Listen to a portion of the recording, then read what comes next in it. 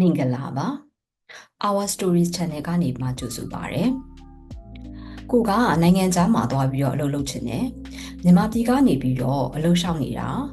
6လကျော်တစ်နှစ်နီးပါးတော့မကတော့ဘူး။ကိုမှသက်ဆိုင်ရာ professional experience တွေလည်းအများကြီးရှိတယ်။အင်္ဂလိပ်စကားကိုလည်းအထိုက်လျောက်ပြောဆိုနိုင်တယ်ပေါ့နော်။ဒါပေမဲ့လို့ interview ရဖို့နေနေတာ phone inquiry လေးတောင်မရဘူးဆိုလို့ရှိရင်ကိုကမြန်မာပြည်ကနေရှောင်နေလို့ပဲအလုပ်မရတာလားသက်ဆိုင်ရာနိုင်ငံကိုသွားပြီးတော့အလုပ်ရှောက်မယ်ဆိုလို့ရှိရင်ကော interview ရနိုင်တဲ့ chance တွေများပို့ပြီးတော့များလာနေမလားပေါ့နော်အဲ့လိုမျိုးစဉ်းစားနေရဆိုလို့ရှိရင်တော့ကျွန်မဒီ video လေးမှာ sharing လုပ်ထားပေးတာဖြစ်ပါတယ်ကျမရဲ့ channel လေးကိုအခုမှအသစ်ရောက်လာတဲ့သူဆိုလို့ရှိရင်တော့မင်္ဂလာပါကျမနာမည်ကအမေဦးခိုင်ပါကျမကစင်ကာပူမှာ2009ခုနှစ်ခန့်ကနေပြီးတော့မှဒီ medical laboratory science field မှာအလုပ်လုပ်နေတဲ့သူဖြစ်ပါတယ်ဒီ channel လေးမှာကျမရဲ့ experience တွေကို sharing လုပ်ထားပေးတာဖြစ်ပါတယ်ခုနကမိခွန်းလေးကိုပြန်ဆက်ရမယ်ဆိုလို့ရှိရင်ကိုနိုင်ငံကဒီကိုရဲ့ဒီမြန်မာနိုင်ငံကနေနေပြီးတော့အလုပ်ရှောင်နေတာတော်တော်လေးကြာလာပြီ interview လဲတစ်ခါမှဘယ်သူမှ invite မလုပ်ဘူးဆိုလို့ရှိရင်ကိုကဒီသက်ဆိုင်ရာနိုင်ငံတွေဥပမာစင်ကာပူတော့၎င်းထိုင်းဒါမှမဟုတ်မလေးရှားပေါ့နော်အဲ့နိုင်ငံတွေကိုသွားပြီးတော့အလုပ်ရှောင်မယ်ဆိုလို့ရှိရင် interview ရနိုင်တဲ့ chance များပို့ပြီးတော့များလာမလားဆိုပြီးတော့စဉ်းစားနေရဆိုလို့ရှိရင်အဲ့အတွေ့ကိုလုံးဝဖျောက်ဖျက်လိုက်ပါသက်ဆိုင်ရာနိုင်ငံတွေကိုသွားပြီးတော့အလုပ်ရှောင်ရုံနဲ့တော့ interview ရလာနိုင်တဲ့ chance ကပို့ပြီးတော့မများလာပါဘူးကိုကအဓိကဘာကို focus ထားမှာလဲဆိုတော့ကိုကဘယ်လိုမျိုးအလုပ်တွေကိုရှာနေရလဲပေါ့နော်ကိုနဲ့သက်ဆိုင်တဲ့ဒီ relevant ဖြစ်တဲ့အလုပ်တွေကိုရှောက်နေတာတော့မှန်တယ်ဒါပေမဲ့လို့ကိုရဲ့ CV ကို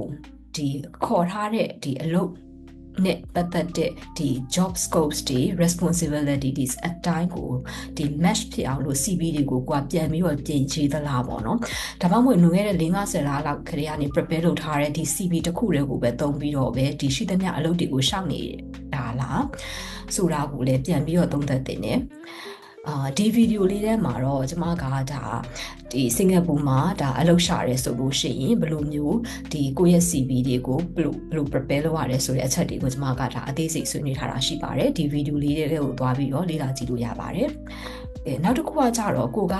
ဒီဥမာစင်ကာပူကအလုပ်တွေကိုရှောင်နေရဆိုလို့ရှိရင်လေစင်ကာပူမှာ job street တို့ job db တို့ linkedin တို့ပေါ့နော်ဒါတွေကဒါ popular ဖြစ်တဲ့ဒီအလုပ်ရှာတဲ့ platforms တွေပေါ့ဒီ platforms တွေကနေပြီးတော့အလုပ်ရှောင်နေတာတော့မှန်တယ်ဒါပေမဲ့ဘယ်လို strategy တွေကိုသုံးပြီးတော့အလုပ်ရှောင်နေရလဲပေါ့နော်လူတယောက်နဲ့တယောက်ကကြတော့အချိန်နေခြင်းအချိန်ခါခြင်းပေါ့နော်ကိုကံတရားတွေကလည်းမတူတဲ့အခါကြတော့လူတယောက်က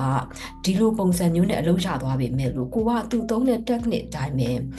လိုက်ပြီးတော့သုံးမိမယ်လို့ကိုယ်အလဲကြတော့မှကိုကအလုပ်ရခြင်းမှရနိုင်ပါတယ်အဲ့တော့အဓိကအရေးကြီးတာကနိုင်ငံပြောင်းပြီးတော့အလုပ်ရှာဖို့စဉ်းစားမဲ့အစားကိုယ့် skill set တွေကိုဒါပို့ပြီး upgrade လုပ်တင်တယ်ကိုယ်အလုပ်ရှာတဲ့ process တွေဒီ CV prepare လုပ်တာတွေကို modify လုပ်တင်တယ်ပေါ့နော်အဲ့ဒီနေရာတွေမှာပို့ပြီးတော့ဒါ focus ထားဖို့ပို့ပြီးတော့အရေးကြီးပါတယ်နိုင်ငံပြောင်းရုံနဲ့တော့ကိုယ့်ရဲ့ skill set တွေကိုယ့်ရဲ့ CV တွေကိုယ့်ရဲ့အလုပ်ရှာတဲ့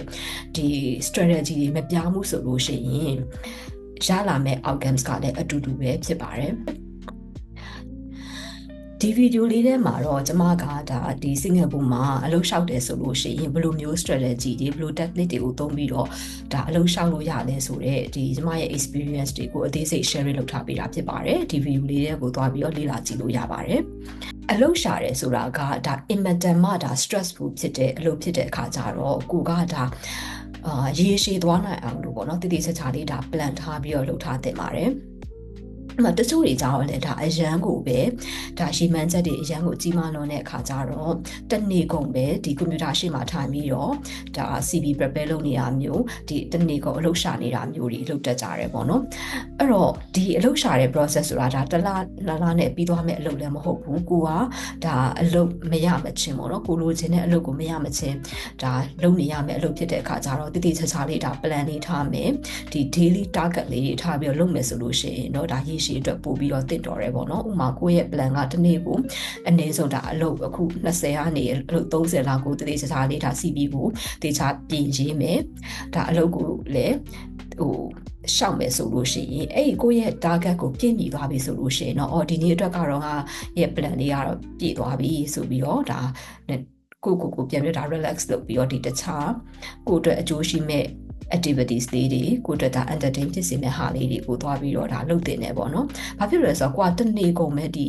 ကွန်ပျူတာရှင်းမှာထိုင်ပြီးတော့ပဲအလုပ်ရှာနေမယ် CV prepare လုပ်နေမယ်ဆိုလို့ရှိရင်ဒါရေရှည်ကြတဲ့အခါကျကိုကဒါ burn out ဖြစ်လာမှာပေါ့နော်။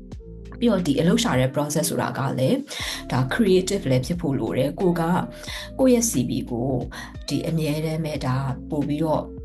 ကောင်းအောင်လို့ကိုဒါကွာ prepare လုပ်နေရမှာဖြစ်တယ်ပေါ့နော်အဲ့တော့အဲ့အတွက်ကြောင့်မို့လို့ကိုယ့်ရဲ့စိတ်ကလည်းဒါ fresh ဖြစ်နေဖို့လိုတယ်ဒီcreative ဖြစ်နေဖို့လိုတယ်ပေါ့နော်အဲ့တော့ကိုက burn out ဖြစ်နေမယ်အရန်ကိုပင်ပန်းနေမယ်ဆိုလို့ရှိရင်ဒီ fresh ဖြစ်တဲ့idea တွေလည်းရလာဖို့ဆိုတာမလွယ်ဘူးပေါ့နော်အဲ့အတွက်ကြောင့်မို့လို့ဒါတည်တည်ချာချာလေးဒါ plan ထားပြီးလုပ်မယ်ဆိုလို့ရှိရင်တော့ဒါရေရှည်မှာဒါအကျိုးရှိနိုင်မယ်ပေါ့နော်အကျိုးရှိမယ်လို့ယုံကြည်ပါတယ်ဗီဒီယိုလေးကိုအဆုံးထိကြည့်ပြီးရတဲ့အတွက်ကျေးဇူးတင်ပါတယ်